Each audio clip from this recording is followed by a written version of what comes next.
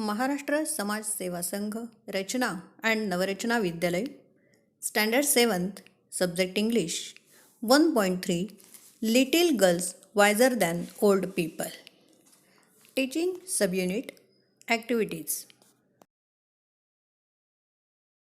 Friends, in the last video we have learned the story little girls wiser than old people. विद्यार्थी मित्रांनो, मागच्या व्हिडिओमध्ये आपण little girls wiser than old people ही संपूर्ण story बघितली, ती वाचली आहे. आज आपण त्यावरील ॲक्टिव्हिटीज सोडवूया. But before to solve these activities of this lesson, you have to read this lesson and watch the video again.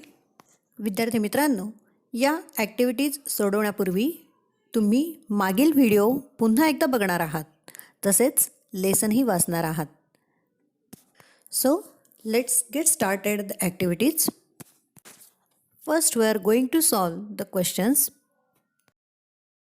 The first question is, which festival was being celebrated in this story? And the answer is, Easter festival was being celebrated in this story. The second question is, why did Akulka want to strike Malasha? And the answer is, Malasha plumped her foot into the water and Akulka's dress and her body got dirty due to puddle water. So Akulka wanted to strike Malasha. The third question is, why did Malasha run home? And the answer is, Akulka got angry on Malasha as her dress got dirty. Hence, Akulka scolded Malasha and wanted to strike her, so Malasha ran home. Fourth question is, did the people stop fighting? Answer is, no, the people did not stop fighting. Fifth question is, what was the old woman trying to do? And the answer is, the old woman was trying to stop the fighting. Next, sixth question is, did the girls forget their quarrel? And the answer is, yes, the girls forget their quarrel. The seventh question is, how can you say that? Answer is, Akulka wiped off her dress and went to puddle and started scratching the ground. And Malasha also came there and started helping to her friend. This situation told us that the girls forgot their quarrel. And now the last question is, why did the men feel ashamed? Answer is, when the men saw Malasha and Akulka playing together, these small girls forgotten their quarrel immediately and had become friends again. So the men felt ashamed. Friends, I think you have enjoyed this lesson.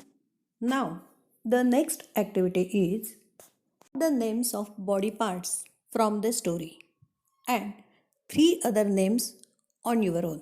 म्हणजे लेसनमधील जे काही body parts आलेले आहेत त्यांची नावं तुम्हाला लिहायची आहेत आणि त्या व्यतिरिक्त 3 बॉडी पार्ट्सची नावं तुम्ही लिहिणार आहात. The names of the body parts are head, foot, ankle, neck, eyes. Write down these names of the body parts in your English book. Now, the third activity, list the characters in the story and write their approximate ages. विद्यार्थी मित्रांनो, या स्टोरीमध्ये जे characters आलेले आहेत आपल्याला त्यांचे approximately edges सांगायचे आहेत. म्हणजे त्यांचं साधारण वय काय असेल हे आपल्याला अंदाजाने सांगायचे आहे. Okay, the characters are Akulka, Malasha, grandmother, Akulka's mother and the men. We can guess that Akulka and Malasha both are 9 to 10 years old. Grandmother is approximately 60 years old. Akulka's mother is 30 to 35 years old and the men are 40 to 43 years old. Okay. Coming to the next activity. Activity number 4. Write the stages in which the fight began and got worse. You may show as many stages as you like, then write how and when the people stopped fighting. Okay, या प्रश्नामध्ये आपल्याला fighting सुरू झाली असे दर्शवणारे काही वाक्य लिहायची आहेत की ज्या वाक्यांनी आपल्याला असं समजतंय की फायटिंग होत आहे. आणि how the fighting came to an end म्हणजे फायटिंग संपते आहे असं दर्शवणारी काही वाक्य आपल्याला याच्यातून स्टोरीमधून लिहायची आहेत. Okay, so first get started. The fight. Akulka's mother hit Malasha. Okay, the next sentence is Akulka's mother grasped Malasha, gave her a knock on the nape of her neck. Big crowd gathered in the street. They scolded and cursed each other. Then, how the fight came to an end? Okay, the sentences are: the dear children have been playing nicely together. The men felt ashamed and laughed at themselves. The next activity, activity number 6, change the words in the colored boxes to make their meaningful sentences.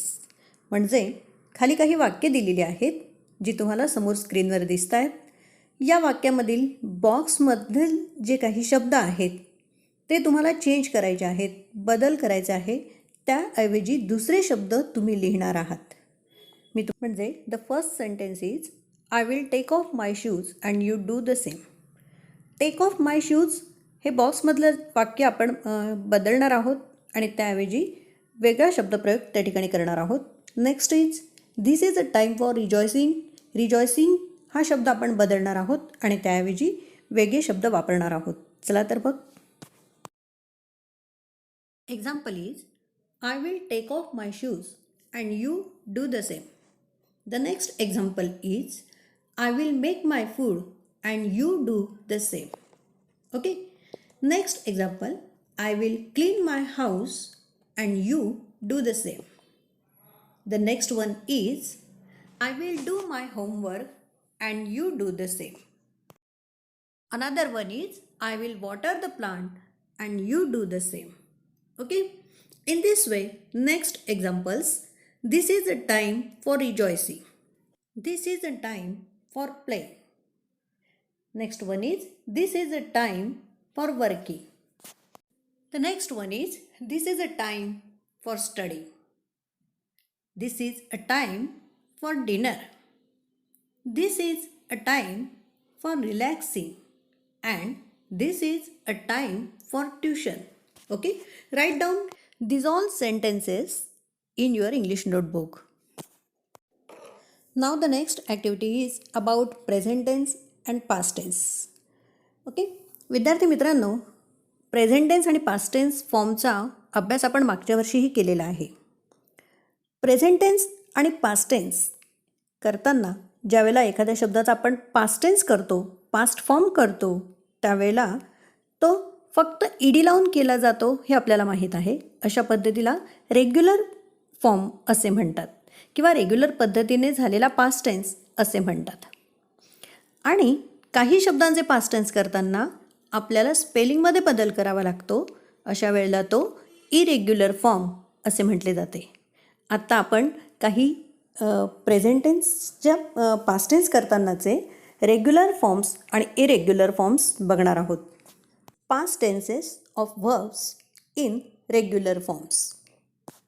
Dress, dressed. Walk, walked. Grasp, grasped. Laugh, laughed. Want, wanted. Pass, passed. Comb, combed. Push, pushed. Start, started.